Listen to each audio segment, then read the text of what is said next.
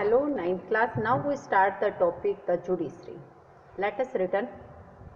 अब हम final time जो है ऑफिस मेमोरेंडम की स्टोरी पर वापस आ रहे हैं. दैट वी स्टार्टेड विद, जिससे हमने ये चैप्टर स्टार्ट किया था. This time let us not recall the story but imagine how different the story could have been. Remember, the story came to a satisfactory end because the Supreme Court gave a verdict that was accepted by everyone.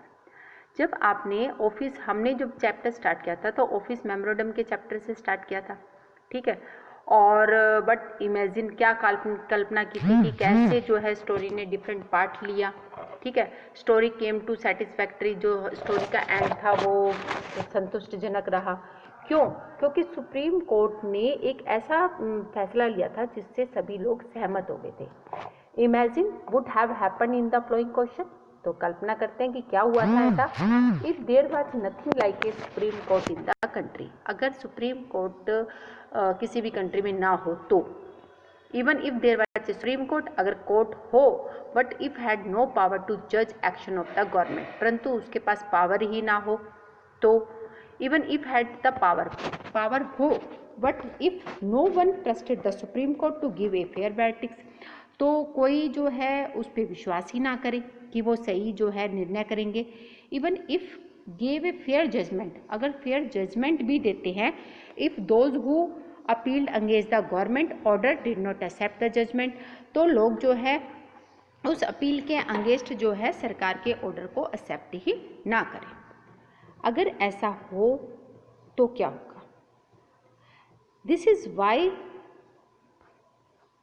N independent and powerful judiciary is considered essential for democracy. इन सब बातों को देखते हुए ही संविधान में जो है हमारे जुडिशरी को, यानी कि लोकतंत्र देश के अंदर हमारी जो न्यायपालिका होती है वो बिल्कुल स्वतंत्र होती है. All the court at different level in a country put together are called the judiciary. हमारे कंट्री में डिफरेंट लेवल के जितने भी कोर्ट है सभी को हम जो है किस नाम से बुलाते हैं? Judiciary. The Indian judiciary consists of A supreme court for the entire nation, high court in the state and district court and the court at local level. जो सुप्रीम कोर्ट होता है वो पूरे राष्ट्र का, हाई कोर्ट स्टेट का, district court local level पे. India has an integrated judiciary. It mean, इसका मतलब होता है इंटीग्रेटेड जुडिशरी का मतलब है कि the supreme court control the judicial administration in the country. कि जो सुप्रीम कोर्ट होता है वो जुडिकल प्रशासनिक कार्यों को जो है पूरा नियंत्रण करता है. It decisions are binding on all other country courts of the country. और उसका जो निर्णय होता है वो कंट्री का कोई भी कोर्ट हो सभी को उनका कहना मानना पड़ता है. It can take up any disputes. Supreme court में कौन कौन से केस हम अपील कर सकते हैं? First, between citizens of the country. अगर सिटीजन्स के बीच में हो कोई, बिटवीन सिटीजन एंड गवर्नमेंट, सरकार और गवर्नमेंट के बीच में किसी प्रकार का मतभेद हो. बिटवीन टू और मोर स्टेट गवर्नमेंट, दो या दो से ज़्यादा राज्यों के सरकारों के बीच में आपस में किसी प्रकार का मतभेद उत्पन्न हो जाए. Between government at the union and state level, अगर यूनियन और स्टेट लेवल सरकार के बीच में किसी प्रकार का मतभेद उत्पन्न होता है तो इसको सोल्व कौन कराता है? हमारा supreme court. It is the highest court of appeal in civil and criminal case. ये सबसे जो है हाईएस्ट कोर्ट होता है. It can hear appeal against the decision of the high court. और हाई कोर्ट में अगर कोई हम जो है खुश नहीं है हाई कोर्ट के जो भी जजमेंट की गई है तो हम सुप्रीम कोर्ट में जो है केस फाइल कर सकते हैं. Independence of the judiciary mean, यानी कि न्यायपालिका का हमारा स्वतंत्र होना, उसका अर्थ होता है कि it is not under the control of all legislature और एग्जीक्यूटिव. इसका अर्थ है कि ये जो न्यायपालिका है हमारे न्यायाधीश हैं वो किसी भी पॉलिटिकल लीडर या एग्जीक्यूटिव के कंट्रोल में नहीं होते हैं. The judge do not act on the direction of the government or according to the wishes of the party in power. और जो हमारे जज है वो सरकार के दिशा निर्देश और पार्टी के दिशा निर्देश के अनुसार जो है कार्य नहीं करते हैं. वो जो भी जजमेंट करते हैं वो उसके लिए वो बिल्कुल आज़ाद है. उन्हें कोई भी जो है प्रेशराइज नहीं कर सकता. That is why all modern democracy have court that are independent of the legislature and the executive. इसीलिए हमारी जो आधुनिक डेमोक्रेसी है यानी कि लोकतांत्रिक देश है, वहाँ सभी जगह कोर्ट होते हैं और कोर्ट जो है बिल्कुल स्वतंत्र होते हैं। उस पर किसी भी पार्टी का या सिविल सर्वेंट्स का कंट्रोल नहीं होता है। India has achieve this, Bharat ने इसको जो है अचीव भी किया है, उपलब्धि भी हासिल की है। द जज of the supreme court and high courts are appointment by the president. High court और सुप्रीम कोर्ट के जो जज है उनको कौन जो है अपॉइंट करता है? हमारे देश के राष्ट्रपति।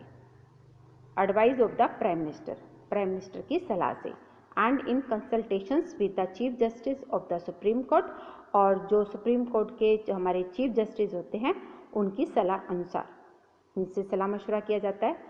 In practice it now mean, इसका मतलब है द सीनियर जज of the supreme court select the new जज ऑफ द सुप्रीम कोर्ट। जो सुप्रीम कोर्ट का सीनियर जज होता है वो ही सुप्रीम कोर्ट का न्यू जज जो है अपॉइंट करता है। एंड द हाई कोर्ट, और हाई कोर्ट के भी, अगर हाई कोर्ट या सुप्रीम कोर्ट में किसी नए जज को रखना है तो जो सीनियर जज है वो उनको सिलेक्ट करते हैं, यानी कि वो उनके इंटरव्यू लेते हैं, फिर कंसल्ट किया जाता है, फिर प्राइम मिनिस्टर जो है की सलाह से प्रेसिडेंट जो है उनको अपॉइंट करता है। There is a very little scope for interference by the political executive, और इसमें जो है जो हमारे पॉलिटिकल लीडर हैं उनका इंटरफेयर्स बहुत ही कम यानी कि नाम मात्र का होता है, यानी कि हमारे पॉलिटिकल लीडर जो है किसी प्रकार का कोई भी हस्तक्षेप नहीं कर सकते हैं। The senior most judge of the Supreme Court is usually appoint the Chief Justice। जो सुप्रीम कोर्ट का सबसे सीनियर जो जज है वो अपॉइंट करते हैं चीफ जस्टिस को। Once a person is appointmented as जज ऑफ द सुप्रीम कोर्ट और the high court, it is nearly impossible to remove him or her from that position. अगर एक बार सुप्रीम कोर्ट या हाई कोर्ट का कोई भी जज अपॉइंटमेंट लेटर उनको मिल गया तो उनको कोई भी ना सरकार, ना किसी प्रकार कोई लीडर, ना कोई पॉलिटिकल पार्टी, ना एग्जीक्यूटिव, कोई भी उसको रिमूव नहीं कर सकता, यानी कि डिसमिस नहीं कर सकता है। It is difficult as removing the president of India, और यहाँ तक कि हमारे देश के जो राष्ट्रपति होते हैं वो भी उनको रिमूव नहीं कर सकते हैं, उनको भी बड़ी मुश्किलों का सामना करना पड़ता है। ए जज कैन बी रिमूव्ड, एक जज केवल तब भी उसको डिसमिस किया जा सकता है या उसको उस पोजीशन से हटाया जा सकता है जब कुछ इस प्रकार की सिचुएशन हो कि पार्लियामेंट के 2/3 मेंबर जो है उस जज के बिल्कुल अगेंस्ट यानी कि विरोध में हो, तभी ऐसा हो सकता है। परंतु अगर हम अपने भारत का इतिहास देखते हैं तो आज तक ऐसी कोई भी घटना नहीं हुई है कि किसी जज को जो है हटाया गया है। The judiciary in India is also one of the most powerful in the world, और भारत की जो जुडिशरी है पूरे वर्ल्ड की अगर बात करते हैं तो सबसे ज़्यादा पावरफुल है। Supreme court and the high court have the power to interpret the constitutions of the country. Supreme court और हाई कोर्ट को पावर है कि वो हमारे संविधान में इंटरफेयर यानी कि हस्तक्षेप कर सकता है। अगर उनको लगता है कि हमारे संविधान में कुछ चीज़ें जो है सही नहीं है अकॉर्डिंग टू सोशल वेलफेयर, तो वो उसको चेंज कर सकते हैं। दे कैन डिक्लेयर इनवैलिड, वो उसको अवैध घोषित कर सकते हैं। एनी लॉ ऑफ, किसी भी एग्जीक्यूटिव ने या किसी भी लीडर, पॉलिटिकल लीडर ने अगर ये लॉ बनाया है तो वो उसको हटा सकते हैं उस कानून को। Whether at the union level और स्टेट लेवल, चाहे वो यूनियन लेवल का हो चाहे स्टेट लेवल का हो, अगर उनको लगता है कि ये जो है हमारे देश के हित में नहीं है या हमारे संविधान के हित में नहीं है तो वो उस कानून को पास ही नहीं होने देते।